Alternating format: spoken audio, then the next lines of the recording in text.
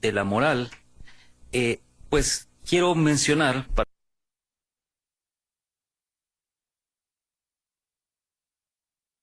verificaba estos datos, que en el siglo XIV Europa contaba con 64 grandes universidades, de las cuales 24 se hallaban en Francia. La Universidad de París, les estaba comentando, en aquella época contaba con 20.000 estudiantes, la de Padua 40.000, la de Oxford 30.000, la de Praga 36.000, etcétera, etcétera, etcétera. Esa es una lista larga de estas 64 grandes universidades. Y antes de irme, insistía en el punto de que solo esto es un dato fidedigno de que la Iglesia ha contribuido para que la humanidad se acerque al conocimiento. Y bajo este estímulo de los papas, los estudiantes cultivaban en esa época no solamente la teología y la filosofía, sino también la historia, la lingüística, la arqueología, la numismática. Las ciencias naturales progresaron notablemente a fines de la Edad Media, mucho tiempo antes de que Bacon hubiera expuesto el método para su enseñanza. A la Iglesia, pues, se debe el honor exclusivo de haber contribuido al progreso intelectual de la humanidad. Durante más de 15 siglos fue la única que cultivó las letras y las ciencias. En ese periodo, tampoco estamos dándole una exclusividad, pero de esta misma Iglesia que contribuyó con todas las universidades, con todo lo que estamos mencionando, han surgido todas las demás organizaciones que encontraron en buscar el conocimiento también ayuda para el progreso de la humanidad. Pero parte de aquí. La mayor parte de los descubrimientos útiles se debe a miembros de la Iglesia. Fíjense, son datos como bien interesantes. Por ejemplo, al fraile Roger Bacon se debe el descubrimiento de la pólvora. Al diácono Flavio de Amalfi inventó la brújula. Hay un monje que se llamaba Despina, él inventó los anteojos. El Papa Silvestre II, los relojes de ruedas.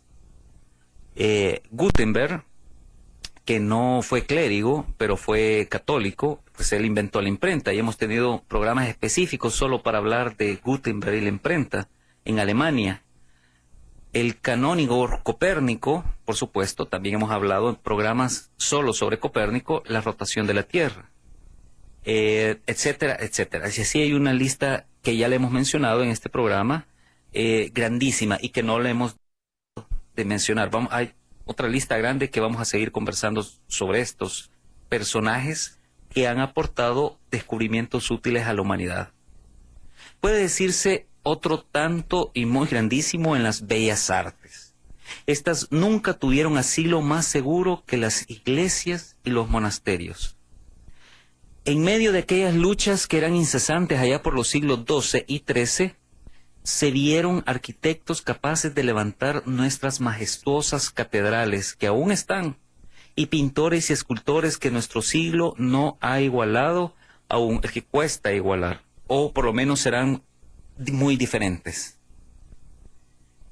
Pese a la influencia de los papas, Italia se convierte en la patria de las bellas artes. Esto es difícil negarlo. En el Museo Universal de la Pintura y Escultura, en el país de los magníficos monumentos del arte cristiano.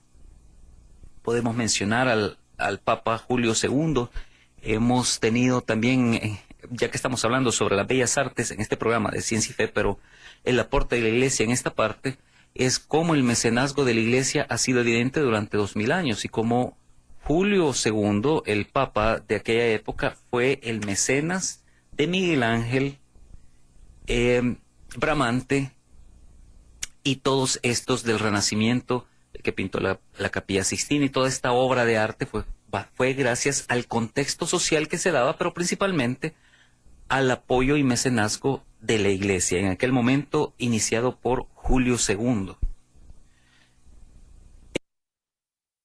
En época, alguien puede preguntar, ¿qué hizo la Revolución Francesa por la instrucción y la ciencia? Fíjense, datos muy interesantes. En 1792, la Revolución Francesa abolió todas las escuelas primarias. 562 colegios de aquella época y 23 universidades abolidos. Solo conservaron la de Estrasburgo. No les convenía que toda esa... y sucedió posteriormente con el comunismo, más recientemente, pero en la época de la Revolución Francesa, estuvieran a cargo de la Iglesia Católica, no les convenían tantos centros de educación. Los bienes y las rentas de estos establecimientos fueron confiscados y el personal se vio despedido o reducido a la apostasía. En 1801, el ministro del Interior decía lo siguiente: la educación pública es casi nula en todas partes. La generación que se da en esos 20 años de esa época, estamos hablando de 1801, está irremisiblemente sacrificada a la ignorancia. Las escuelas primarias no existen casi en ninguna parte. Es decir, ese fue un resultado inmediato de la Revolución Francesa.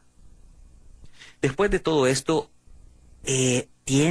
cuando escuchamos todo lo que hemos visto, todo el aporte, tienen derecho algunos para injuriar a la Iglesia y acusarla de haber favorecido la ignorancia.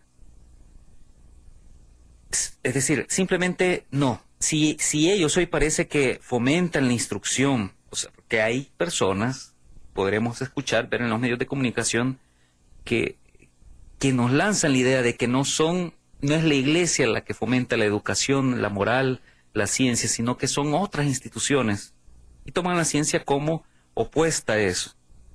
Pero tenemos que estar conscientes que la historia reclama y dice todo lo contrario, incluso en la moral. Que ya hemos hablado antes de la transformación moral obrada por la Iglesia en el mundo pagano en términos generales. El individuo, la familia y la sociedad fueron transformados de una manera tan radical en las ideas y en las costumbres que jamás el paganismo, ni aun en sus hombres más ilustres, ofreció el espectáculo de sus virtudes semejantes. Es decir, las virtudes por las cuales la Iglesia sembró durante todos esos siglos no se vieron anteriormente con tal brillo. Para cualquiera que trate de darse cuenta de los hechos de la historia, la influencia de la Iglesia revela la acción de una causa superior y divina. La Iglesia ha regenerado al individuo, es decir, la Iglesia ha combatido sin tregua todos los vicios que degradan al hombre y le hacen desgraciado. El orgullo, la codicia, el sensualismo. Ha llegado a hacer practicar todas las virtudes que elevan el alma. La aproximan a Jesucristo, el gran modelo de toda santidad. Por eso se han visto florecer en la Iglesia las virtudes cristianas desconocidas de los paganos y de los bárbaros. ¿Cuáles son? Por poner varios ejemplos: la humildad, el desapego de los bienes terrenales, la castidad, la caridad fraterna, etcétera, etcétera. También la Iglesia ha regenerado la familia. El mundo pagano no conoció la compasión para con los débiles. La mujer era considerada como un ser inferior, un vil instrumento de placer, joven era vendida por su padre, esposa era propiedad mobiliaria de quien la adquiría, madre era envilecida por la poligamia y el divorcio, etc. El niño se hallaba a discreción del autor en sus días. En Roma, cuando nacía un niño, se le tendía a los pies de su padre. Si éste le tomaba en brazos, le era permitido vivir. Si no, el niño era arrojado pues a la cloaca. Y eso es un dato histórico que a nosotros nos puede parecer ahora como abominable, pero lo que sucede ahora es el aborto, ¿no? El infanticidio en esa época del paganismo era universalmente admitido y practicado en estas naciones paganas. ¿Y qué hace la Iglesia? Pues proclama la santidad del matrimonio y sus dos leyes fundamentales: la unidad y la indisolubilidad. Estos tres hechos, la elevación del matrimonio a la dignidad del sacramento, la abolición de la poligamia y del divorcio, la condenación del poder arbitrario del esposo, restituyen a la mujer su dignidad moral. ¿Y quién es? O sea, qué institución es la que realmente ha estado en favor de eso. Aquí la historia lo dice claramente.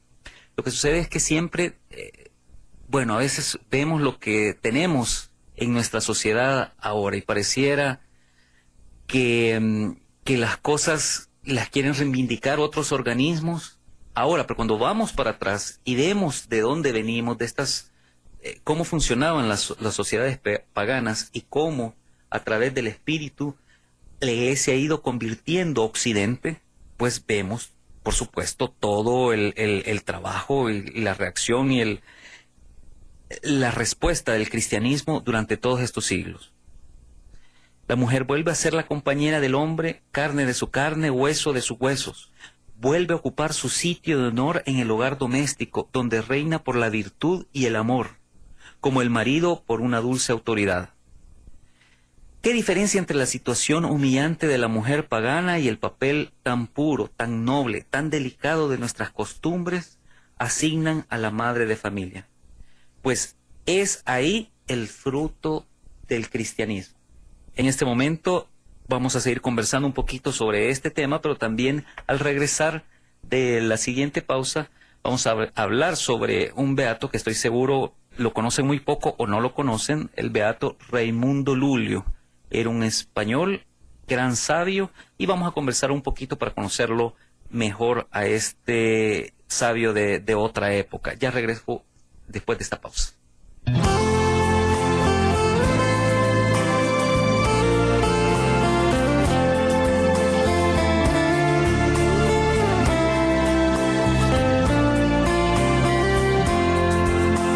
È scesa la donna purissima, un mare di luce tra...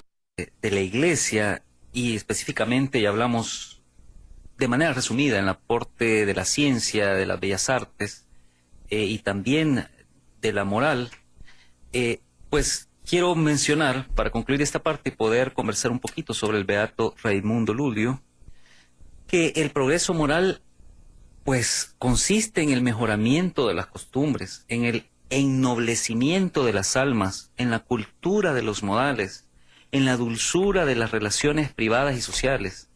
Y es a la iglesia a quien se deben estos frutos de verdadera civilización. Porque la gente nos puede decir, no, la civilización, la libre civilización va a ser decidir si la madre quiere tener el hijo o no tener el hijo. Los matrimonios modernos que se escuchan a cada rato ahora, eso no es una verdadera civilización.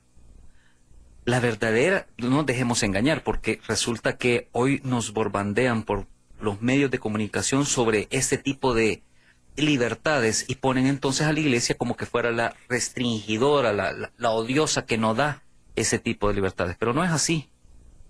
Hay que distinguir qué es ser verdaderamente civilizado o al libertinaje que proponen otros grupos. Y en ese sentido es precisamente gracias a la influencia de la iglesia que ya pasó la esclavitud, que condenaba casi a 2/3 de los hombres a una vida penosa de trabajos. Eso es indiscutible. Fue la iglesia la que se opuso a eso, especialmente en Latinoamérica. Y también han pasado, gracias a la iglesia, muchos de aquellos juegos, me voy a ir atrás, ¿no? Muy atrás, a los inicios de la iglesia. Esos juegos sangrientos de los gladiadores, donde degollaban a millares de infelices, y los otros eran arrojados como alimento a las bestias feroces. Poco a poco han ido, gracias a la iglesia, borrándose muchas de esas cosas, pero lastimosamente han surgido otras. Y entonces la iglesia va a continuar luchando por esto. En este momento, la institución que más claramente habla y exige en contra del aborto es la iglesia. Ni siquiera, yo no escucho en ningún periódico que una iglesia evangélica, bueno, hay muchas que están por supuesto en contra, pero muchas no dicen nada. Entonces están pasivos ante ese nivel de exigencia respecto al aborto. Es la iglesia la que está constantemente reclamando. Y por supuesto es la que más enemigos ha ganado, de los que quieren continuar en este proaborto en el mundo. Entonces, así como sucedió antes, la iglesia con este tipo de libertinajes y de entre comillas, nuevas civilizaciones o nuevos progresos, entre comillas, se ha estado oponiendo. Díganme otra institución que diga, bueno, yo no he escuchado ningún pastor evangélico aún de Estados Unidos abiertamente decir, yo me opongo a esto. No sé, lo manejan de otra forma. Que está claro, porque mantenemos la unidad de creencia, nos mantenemos unidos en ese sentido, y de alguna otra manera nosotros ya sabemos que los protestantes están separados, unos piensan de otra forma. La salvación es, si yo digo la frase famosa que acepto a Jesucristo y que ya después si sigo pecando, otros no piensan igual. Entonces, como no hay unidad de doctrina, unidad de credo, se dividen y no logran luchar contra una causa tan espantosa como lo es el aborto. Entonces la Iglesia sí lo hace. Y aquí, como hemos escuchado en el tiempo, siempre ha luchado. Y si no fuera una institución de origen divino, les aseguro que cualquier imperio ya hubiera destrozado la Iglesia. Solo ha podido subsistir durante 20 siglos porque es una iglesia de origen divino, evidentemente. La fundó Jesucristo nuestro Señor. También, gracias a la Iglesia, hemos dejado de contemplar el desprecio y el odio a los pobres, a quien la religión y nuestra fe ha elevado al primer puesto en la familia cristiana. Han dejado, bueno, la Iglesia promueve que deje de existir los divorcios fáciles, el envilecimiento legal de los esposos, desórdenes vergonzosos de la impiedad moderna que se esfuerzan en renovar, todo lo que estamos mencionando. Ya no se dan en las naciones católicas esos monstruosos césares cuyos caprichos eran las leyes. Y así muchos detalles que podría seguir conversando con ustedes, pero voy a continuar este tema para el próximo programa, no sin antes, porque quiero hablar sobre, ya les decía antes de irnos a la pausa, sobre el beato Raimundo Lulio. Quiero mencionar quién era este beato español, quien era catalán, y en latín, y era muy conocido como el doctor inspirado o el doctor iluminado. Entonces, solo para hacer este traslado, finalizo el tema anterior con esa conclusión. El progreso de la humanidad, tanto en las ciencias, en las bellas artes, en la cultura y en la moral de nuestra civilización occidental, es básicamente lo que ha existido en el tiempo, y lo que aún existe ha sido por un trabajo realizado de la Iglesia. La Iglesia, cuya naturaleza, pues ya sabemos, si no fuese divina, muchos enemigos ya lo hubieran destruido.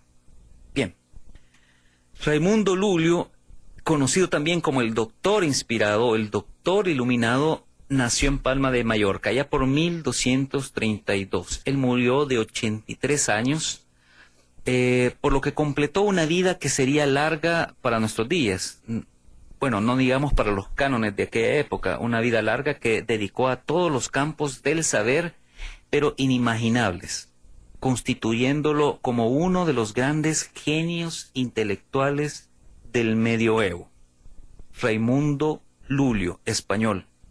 Lo traje a cuenta, como decía al inicio, porque estoy seguro que muy pocos de nosotros lo conocíamos. Bueno, yo no lo conocía, me estuve investigando de todos los que aportan a la historia, a la literatura, a la ciencia, y encontré a este beato, quien su juventud la dedicó a la política, siendo preceptor de Jaime II, y también a una vida muy licenciosa, o sea, muy callada, que fueron adecuando, el que él fuera muy callado o apartado, pues básicamente fue caldo de cultivo para sus primeras obras de tipo de amor. Él escribía al principio. Luego unas visiones de Jesucristo a la edad de 30 años transformaron su vida. Reparte sus bienes entre su mujer y sus hijos y aprende árabe con ayuda de un esclavo de aquella época. Tras unos años de retiro espiritual, él ingresa en un monasterio cisterciense donde aprende latín, gramática, filosofía y teología cristiana e islámica. En el año de 1286, a la edad de 54 años, recibe el título de máster por la Universidad de París. Aquí amarramos dos cosas, algo de lo que acabamos de conversar, que existía en la universidad, las universidades que eran, por supuesto, invención de la Iglesia. Con el dinero que obtiene de su obra, el arte demostrativo, financiado por Jaime II de Aragón, funda un monasterio en Palma, de Mallorca, por supuesto, dedicado a la evangelización de los musulmanes. Una tarea de la evangelización a la que pondrá entusiastamente lanzándose a misionar por todo el mundo conocido en aquella época. Labor que armonizará con la de conseguir la convocatoria de una nueva cruzada, al modo de como en el siglo VI lo hiciera San Bernardo de Claraval. La cruzada que propone Raimundo, contrariamente a las anteriores que habían discurrido siempre por Europa Oriental y Asia Menor, tendría su punto de partida en Almería, España, y recorrería toda la costa mediterránea africana, lo que se conoció como el África Latina y hoy como el Occidente en árabe. A tan alta misión que realizó este beato, dedica sus 3 obras importantes: Cómo recuperar Tierra Santa, Libro del Fin y el Libro de la Adquisición de Tierra Santa. Interesantes obras que este fraile escribió.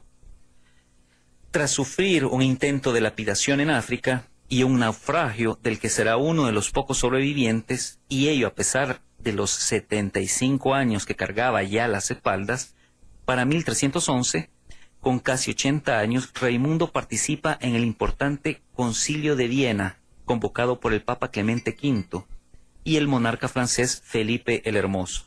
Concilio cuya más importante decisión será la finalización de la Orden de los Templarios. Aunque desconocemos en qué sentido se expresó Raimundo, sí sabemos que su propuesta de crear una escuela para la enseñanza a los misioneros árabe y hebreo fue aceptada, y la de convocar una cruzada rechazada.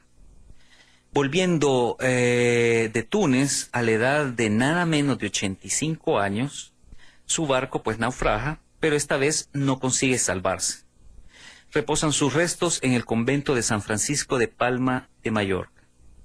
Desde el punto de vista lingüístico, para conocer un poquito mejor a Raimundo Lulio, que escribió también en latín y en árabe, fue un gran innovador, al ser no solo uno de los primeros autores de la historia en utilizar lenguas romance para escribir obras de tipo filosófico, teológico y científico, sino también uno de los creadores del catalán literario. Autor de una colosal obra compuesta de 280 títulos dedicada a todos los campos del saber, su pensamiento debe en las más diversas fuentes, por ejemplo, Bacon, San Buenaventura, Juan Escoto y hasta el teólogo hispano-musulmán que se nombraba Averroes. En el plano teológico escribió el Libro del Gentil y de los Tres Sabios, tratado comparativo de las 3 religiones del libro. En el plano filosófico, Lulio es autor de un método al que él llama la máquina, al que ha de someterse todo razonamiento celestial o terrenal, sistema al que dedica su obra Ars Magna. En sus 2 obras maestras, uno es El Árbol de la Ciencia, tratado de vocación enciclopédica, donde trata temas de teología, ética, política, física, biología, antropología, arte, etc. Y sobre todo también su otra obra, el famoso Blanquerna, inspirado en su propia vida, donde nos presenta un hombre que, a la búsqueda de la perfección vital, abandona el estado conyugal, ingresa en un monasterio y llega a papa, pero renuncia a la silla de San Pedro para dedicarse a la meditación. Vamos a ver, como ya estoy finalizando el programa, solo quiero mencionar que fue beatificado en el siglo XVI. La discusión y hasta condena, muchos estaban en contra de esta beatificación en aquel momento, pero fue objeto de un proceso de confirmación bastante excepcional respecto a su beatificación, junto a la de otros importantes personajes, cosa que aconteció durante el pontificado de Juan Pablo II. el beato Raimundo Lulio es desde el año 2001 patrón de los informáticos españoles. Miren qué interesante, los informáticos, los que estudian la computación. Interesante este beato Raimundo Lulio. Bueno, y con esta breve remembranza de un personaje que estoy seguro pocos conocíamos, me despido de su programa Ciencia y Fe. Agradezco a la señora Ana María por haber hecho la llamada, les mando muchos saludos, y a todos ustedes, amigos, por habernos escuchado este día. Los espero el próximo martes a las 11 de la mañana en Ciencia y Fe. Conversó con ustedes su servidor Manuel Elías. Alabado sea Jesucristo. Con María por siempre sea alabado.